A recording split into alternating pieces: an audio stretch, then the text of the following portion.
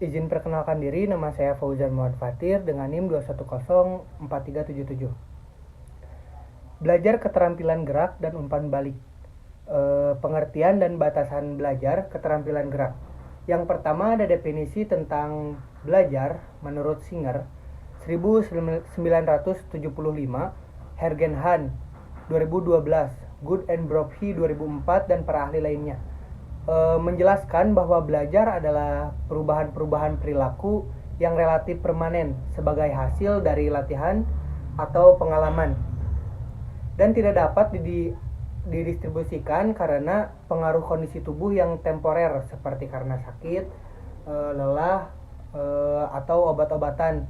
Secara implisit, definisi sebelumnya menegaskan bahwa belajar pada dasarnya merupakan suatu proses yang merangkum tiga unsur pokok, yaitu yang pertama ada unsur masukan, yang kedua ada unsur proses belajar, dan yang terakhir ada unsur keluaran. Sedangkan pengertian keterampilan menurut Singer adalah sebagai derajat keberhasilan dalam mencapai tujuan dengan efektif dan efisien. Dan menurut Rahman 2002 menegaskan bahwa seseorang disebut terampil apabila memiliki kemampuan untuk menghasilkan sesuatu dengan kualitas yang tinggi. Dengan itu, belajar keterampilan gerak dapat dipahami sebagai seperangkat proses internal yang mengantarkan ke arah perubahan perilaku.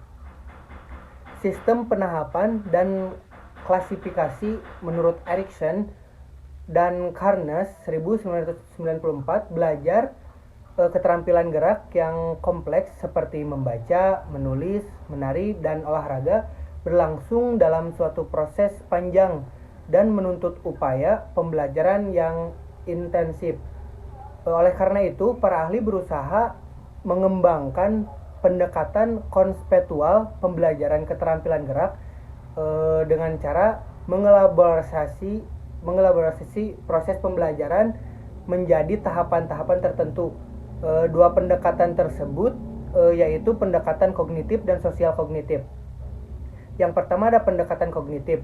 Pitt dan Posner telah membagi proses belajar keterampilan gerak ke dalam 3 tahap. Yang pertama yaitu tahap kognisi, yang kedua ada tahap asosiasi, dan yang terakhir ada tahap automatisasi. Dan yang kedua ada pendekatan kognisi sosial menurut Bandura. Dari pendekatan kognisi sosial, tahapan belajar keterampilan gerak dibagi menjadi 4 tahapan. Yang pertama yaitu tahap observasi, tahap imitasi, tahap kontrol diri, dan yang terakhir ada tahap pengelolaan diri. Sekian, terima kasih.